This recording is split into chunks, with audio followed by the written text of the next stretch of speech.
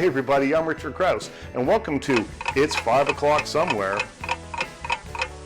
Today I'm going to teach you how to make the perfect Bloody Mary. It's a really simple drink, but a lot of places use extra ingredients to try and put things in there that don't belong. So a lot of what I'm going to teach you today is what not to do when you're making one of these classic cocktails. I'll teach you lessons that I learned from 3 Bloody Mary masters at 3 of the world's greatest bars.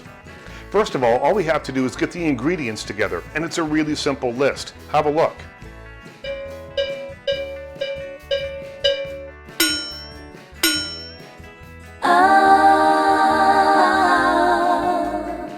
Now there were a couple of things in that montage that weren't listed.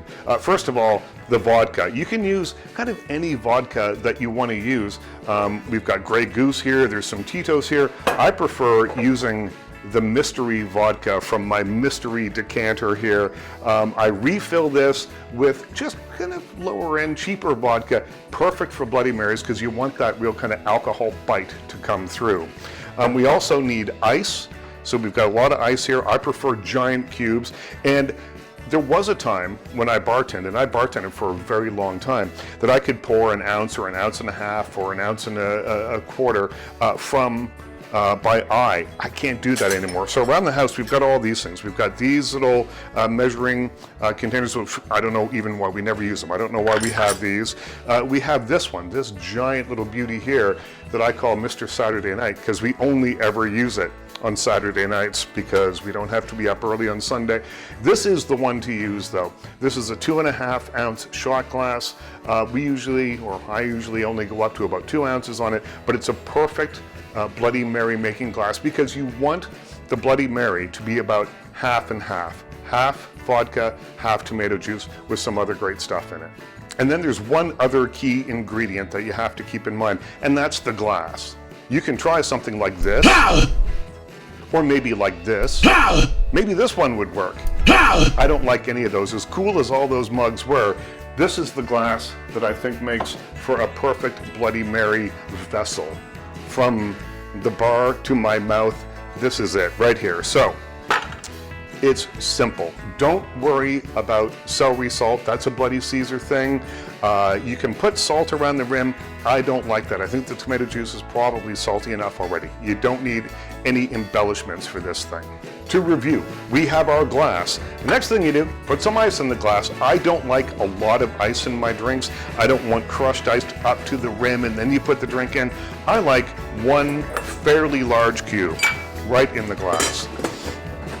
From there, we take the regular shaker, because it's not Saturday night, we take the regular shaker and my alien decanter, and we're gonna put about 2 ounces of vodka in this one. There we go. Pour it in.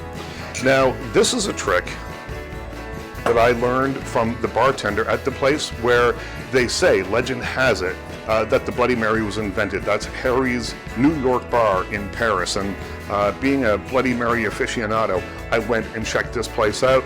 And you see the vodka in the drink, the ice, 3 or 4 dashes of this, and a couple, like 2 or 3 dashes of Tabasco.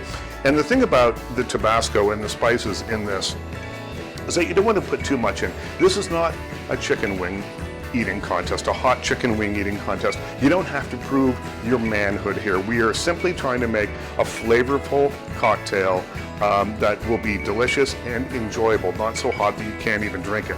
Here's the innovation from Harry's New York bar in Paris. So the bartender would take the glass and then he does this to it and he twirls it gently. And he does it for, a fairly long time. And I don't know if it actually makes any difference, but it's stylish and cool, and it's something that I picked up from watching him make them.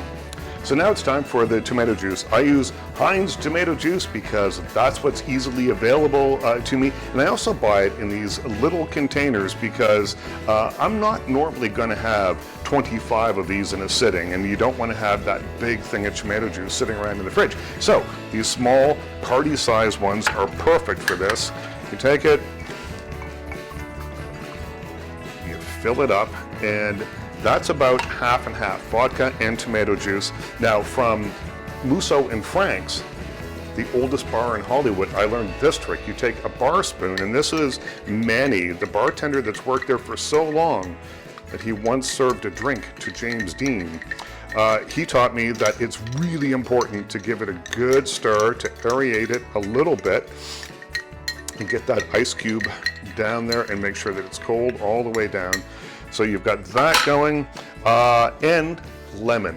Lemon is important on these things. And when you're cutting a lemon, make sure if it's for use in a bar or just in your home bar, cut the ends off the lemon first to make it kind of ergonomically easy to squeeze into the drink. And then you cut it in half, and then you'll have the two halves. You put a slit down the middle of it so that you have the little slit that makes it fit on the glass really easily. So it ends up looking like this. And that is all there is to it. There's a bar in New York City called Sardi's that makes like one of the best Bloody Marys in the world. The lemon innovation, I guess it's not an innovation, but it's so squirty, I just squirted myself in the face. But it really adds a lot to the drink. We'll go back to Manny's stir stick. And away we go. Cheers, everybody. So that's how you make a perfect Bloody Mary. I told you it wasn't rocket science. I'm a big believer in the KISS theory of making drinks, which is keep it simple, stupid. Just the right amount of ingredients, the perfect amount of love and vodka that goes in them. Give it a quick stir, and it's cocktail hour, because it's got to be 5 o'clock somewhere. Cheers, everybody.